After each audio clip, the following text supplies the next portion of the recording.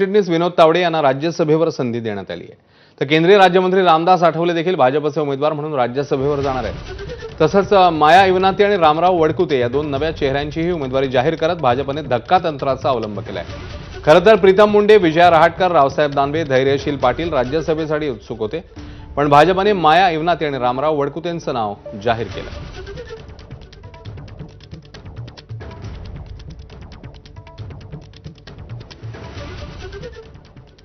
दरम्यान राज्यसभेसाठी भाजपकडून कुणाला उमेदवारी देण्यात आली आहे ते पाहूया. राष्ट्रीय सरचिटणीस आहेत विनोद तावडे, मंत्री रामदास आठवले, माजी महापौर नागपूरच्या माया इवनाते आणि माजी आमदार रामराव वडकुते यांची नावं जाहीर झाली आहेत.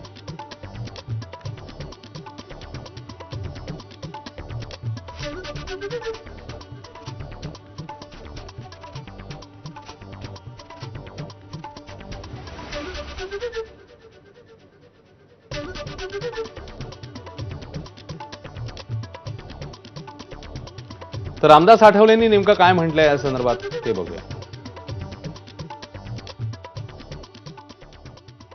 नरेंद्र मोदींच्या विकासाचा अजेंडा डोळ्यासमोर ठेवून मी त्या ठिकाणी काम करत आहे आणि म्हणून मला या ठिकाणी संधी तिसऱ्यांदा मिळालेली आहे आणि मला मिळालेल्या संधीचं मी सोनं करेन असा मला पूर्णपणे विश्वास आहे.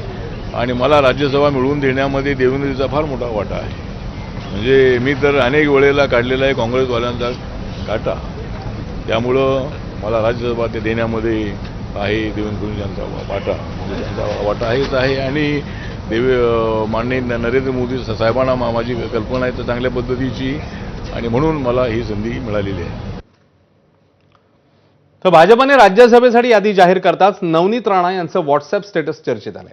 संघर्ष करना मेरे लिए नई बात नहीं है, मैं किसी भी मोड पे नई शुरुआत कर सकती हूं या मेसेजमधून नवनीत राणा नेमकं काय सांगू पाहतायत अशी चर्चा आहे. नवनीत राणा यांना लोकसभेतल्या पराभवानंतर भाजपकडून राज्यसभा उमेदवारी मिळेल अशी आशा होती, मात्र सध्या तरी त्यांच्या पदरी निराशाच आली आहे. संघर्ष करना मेरे लिए नई बात नहीं है, मैं किसी भी मोड़ से नई शुरुआत कर सकती हूँ.